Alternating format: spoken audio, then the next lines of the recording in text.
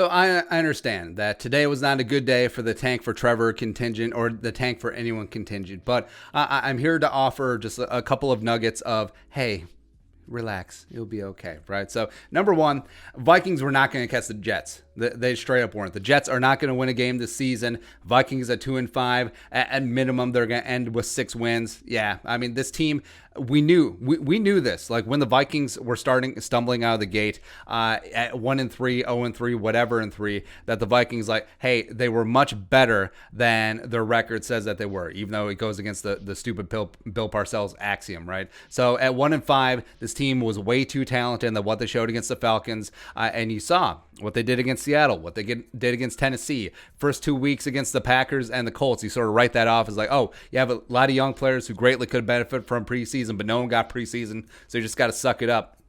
Just is what it is. But now, this defense, despite all the injuries, despite giving away Yannick the freaking Ngakoue to the Ravens, all of a sudden, wait, they're starting to get things together. Afadi and Wanham and maybe even Hercules Mataafa are starting to put together some semblance of a pass rush, and they're able to get 4. You can sit in coverage. All of a sudden, it's a big problem for opposing quarterbacks, including the octogenarian Aaron Rodgers, which you saw on Sunday, right? So the defense is starting to get things together, and if they could keep some godforsaken cornerbacks healthy and on the field, maybe Zimmer, maybe Durante Jones will teach them a thing or two, and then they'll get their stuff together. All of a sudden, the defense isn't a sieve. This defense doesn't have to force the offense to score 40 points a game. All of a sudden, Dalvin Cook, if he can stay healthy, again, monster if with Dalvin, can be the best running back in the National Football League. And as well as, here's a point of solace. So Vikings probably weren't going to get Trevor Lawrence.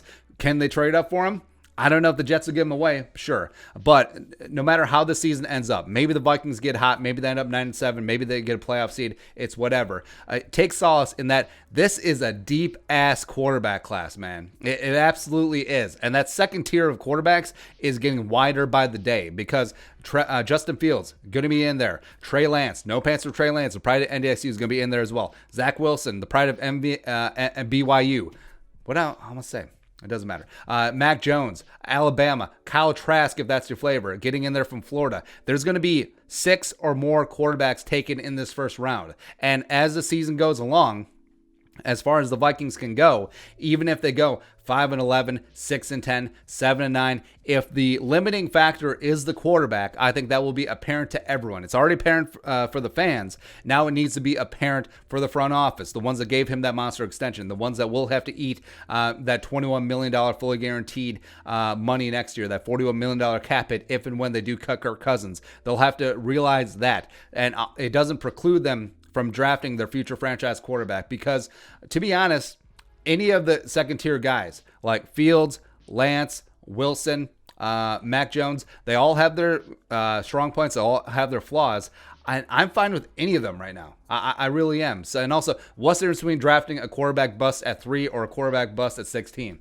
Not a whole lot, right? So, tranquilo, relax. Just enjoy the season. And I literally cannot wrap my mind around trying to be too smart for the room that you're upset that the Vikings beat the greasy, grimy Green Bay Packers at Lambeau Field because in Week 8, it could affect their draft positioning in April. I don't understand that one. I don't.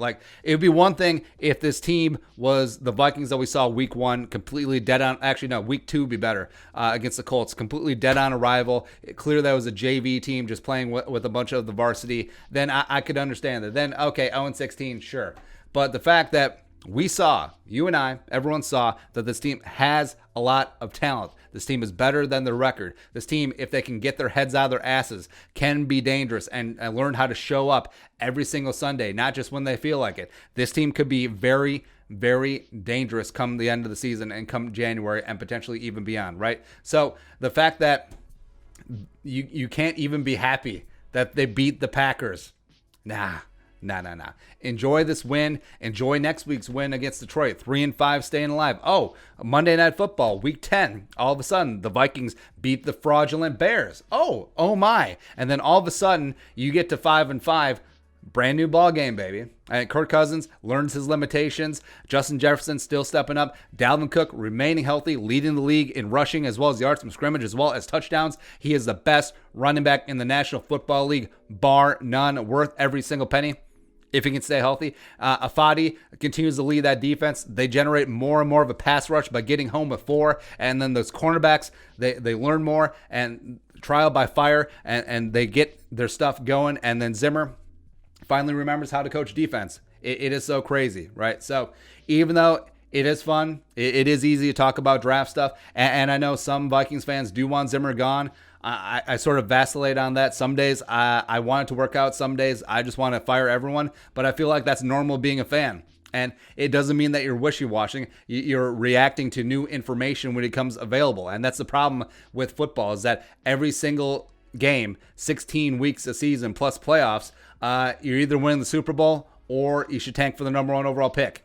That's what happens. This isn't baseball. I mean, every single football game is like 10.2 baseball games. That's what happens. But ride the lightning. Let's go. Maybe we'll talk next week, and maybe we'll be like, all right, so we're in. You son of a bitch, I'm in. Trade for Trevor Lawrence. Do that up. But as of right now, relax.